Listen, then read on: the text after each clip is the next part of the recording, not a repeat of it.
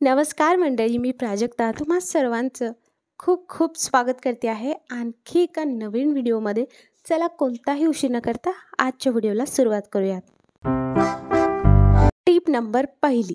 आता बघा, आपल्याकडे वाढदिवसानिमित्त ॲनिव्हर्सरीनिमित्त घरी तर केक आणलेच जातात. आता केक संपल्यानंतर केकचा जो काही हा पृष्ठ म्हणजे जे काही बोर्ड असतं किंवा केक बेस याला म्हटलं जातं, तर हे मात्र तसंच उरतं.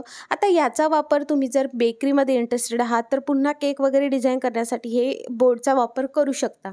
पण याचा वापर आपण वेगळ्या पद्धतीने करणार आहोत. सो तुम्ही ना हे थोडंसं कापून घेऊ शकता, गोलाकार घेऊ शकता किंवा आता केक बेस चे जे काही हे बोर्ड असतात हे भरपूर वेगवेगळ्या शेपमध्ये अवेलेबल असतात. सो तुम्हाला जो शेप त्याला द्यायचा आहे तो तुम्ही कापून देऊ शकता.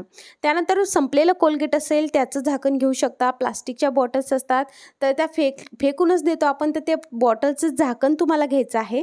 नंतर घ्यायचं आहे फेविक्विक. आणि बघा मी कुठे फेविक्विक लावत आहे, तुम्हाला अगदी बरोबर या साईडने बॉटलच्या फेविक्विक लावायचं आहे, उलट्या साईडने लावायचं नाही. फेविकॉलचा वापर आपल्याला इकडे नाही करायचा. फेविक्विकनं कसं एकदा आपण चिपकून दिलं तर ते व्यवस्थितरित्या सिक्युअर राहतं. आणि अगदी मधोमध आपल्याला हे जे आहे बटन लावून घ्यायचं आहे. आणि बघा याला 2 मिनिटात आपल्याला बिलकुल हात लावायचं नाही, म्हणजे हे कसं अगदी परमनंट फिक्स होऊन जातं. सो जेवढे तुमच्याकडे केक बेस आहे त्याला तुम्ही अशा पद्धतीने, मी ज्या पद्धतीने तुम्हाला आयडिया देते तसं तुम्ही वापरू शकता.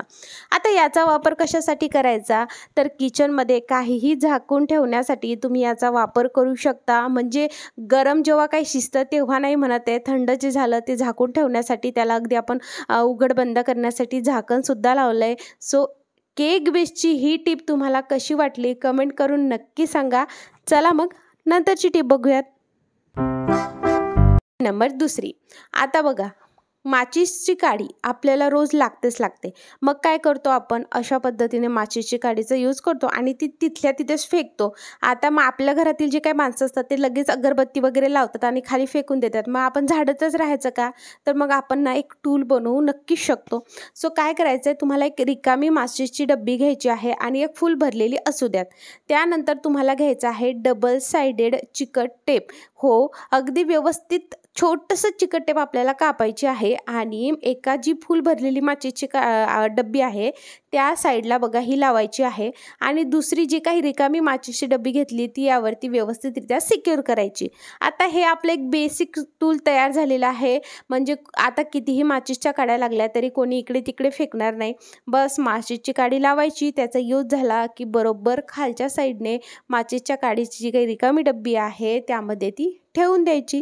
कसं वाटलं, फुल झालं तर तुम्ही ती डब्बी रिकामी करून ठेवू शकता. सो कचरासुद्धा होणार नाही, ऑर्गनाईजसुद्धा राहील आणि रियूजसुद्धा होईल. रियूज कशाचा, तर रिकाम्या माचीसच्या डब्बीचा. चला नंतरची टीप बघूयात. आपल्याकडे ना कोलगेट संपलं तर आपण फेकून देतो. सो आपण ना आज याचा एक वेगळ्या पद्धतीने वापर करणार आहोत. सो आपल्याला आज काही कोलगेटचा वापर करायचा नाही, त्याच्या फक्त झाकणीचा वापर करायचा आहे. सो इकडे मी छोटं जे कोलगेट होतं त्याचं झाकण घेतलं आहे आणि त्याला जे आहे या पद्धतीने फेविक्विक लावून घेते आहे. जे आपण आधी टूल बनवलं सेम तसंच फेविक्विक इकडे लावून घ्यायचं आहे आणि लगेच किचनमध्ये किंवा कुठेही तुम्हाला हे असं चिपकवून द्यायचं आहे. 2 ते 3 मिनटं याला बिलकुल हात लावू नका. फेविस्टिक लावल्यामुळे आपण हे व्यवस्थितरित्या सिक्युअर होतं. तुम्ही किचनमध्ये इथे जे आहे तुमचे जे काही रुमाल आहे ते टांगण्यासाठी याचा वापर करू शकता, हँगिंग करण्यासाठी याचा वापर करू शकता किंवा मग घरामध्ये कैची असेल किंवा वेगवेगळं काही अडकवण्यासाठी, जसं काही यूज अँड थ्रोचे रबर बँड अडकवण्यासाठी तुम्ही याचा वापर करू शकता.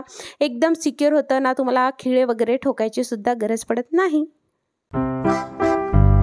मंडळी नंतरची टीप बघूयात.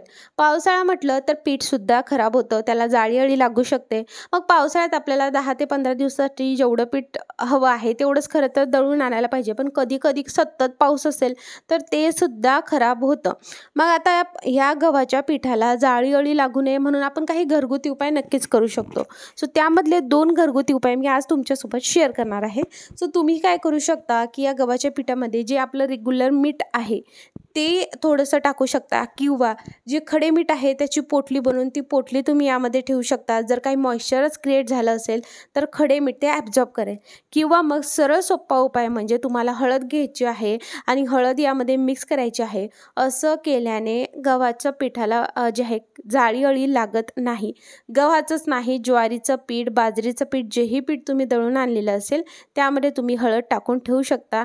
या पावसाळ्यामध्ये ही टिप नक्की कामी येईल. आमच्या इकडे तर सतत पाऊस चालू आहे, त्यामुळे ही टिप आजमावूनच मी जे काही पीठ आहे ते जास्त दिवस टिकवत असते. सो तुम्ही सुद्धा ही ट्रिक नक्की आजमावून बघा. नंतरची टिप बघूयात.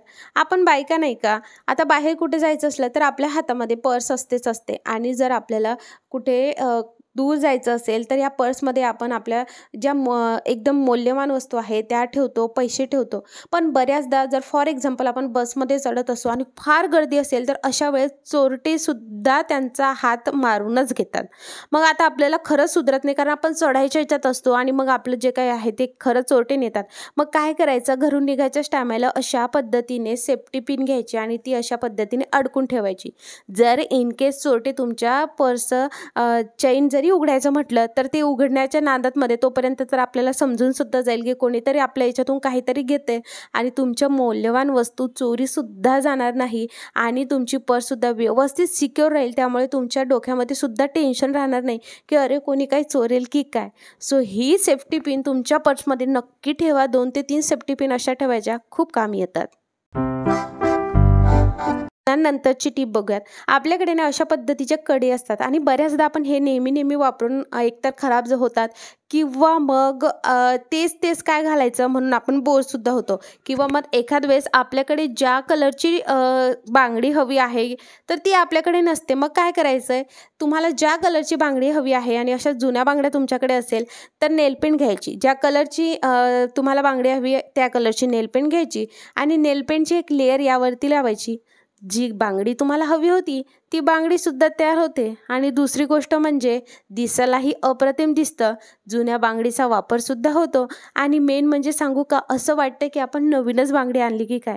मी तुम्हाला रिझल्टसुद्धा दाखवणार आहे. मी इकडे लाल कलरची जी आहे नेलपेंट घेतलेली आहे. मी यासाठीही निवडली की मला असं वाटलं की तुम्हाला जरा चांगला रिझल्ट दाखवावा. खूप सुंदर दिसतं, घरच्या घरी तयार होतं. जर एखादी जुनी नेलपेंटसुद्धा तुमची पडलेली असेल तर त्या नेलपेंटच्या जुन्या बांगड्यांना अशा पद्धतीने कलरिंग नक्की करा. बघू शकता तुम्ही, असं वाटतं की लाल कलरच्याच बांगड्या आहे, हो की नाही? कमेंट करून नक्की सांगा. आणि अशाच टिप बघण्यासाठी पटकन लाईक करा, सबस्क्राईब करा आणि बेल आयकॉन नक्की ऑल करा.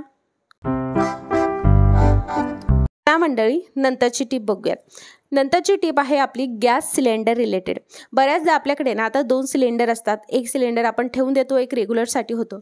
पण दोन्हीही जेव्हा आपण त्या जागी ठेवतो तर त्या जागी मात्र अशा पद्धतीने तुम्हाला फरशीवरती असे गन चढलेले वन असतात, ते सिलेंडरचे असतात. आता बऱ्याचदा आपण स्टँड वगैरेचा वापर करतो, पण बहुतेक जणांकडे स्टँड वगैरे नसतं. मग स्टँड नसलं तरी तुम्हाला फरशीवरच ठेवायचं असलं, पण मात्र त्याचे डाग नाही झाले पाहिजे, यासाठीची ही छोटी टिप असणार आहे. त्यामुळे तुम्ही ही जी टिप आहे ही नक्की ट्राय करून बघा.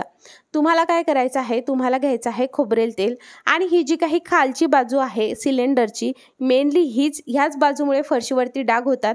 सो तुम्हाला तुमच्या हातावरती किंवा कापसाच्या गोळ्यावरती हे खोबऱ्याचं तेल घ्यायचं आहे आणि सिलेंडरच्या खालच्या बाजूला तेल लावायचं आहे. म्हणजे काय होईल की या सिलेंडरच्या खालच्या बाजूला गनसुद्धा चढणार नाही आणि फरशीवरती डागसुद्धा होणार नाही. म्हणजे काय, तुमचं कामसुद्धा वाचेल. फरशीवरती डाग झाले तर ते काढण्यासुद्धा नाकी नऊ येतात, त्यामुळे डागही काढायची गरज नाही आणि मेन म्हणजे डागच पडणार नाही. सो आत्ताच तुमच्या सिलेंडरला खोबरेलची एक लेअर नक्की लावा. सो हा व्हिडिओ तुम्हाला कसा वाटला कमेंट करून नक्की सांगा. व्हिडिओ बघितल्याबद्दल तुम्हा सर्वांचे खूप खूप आभार मंडळी.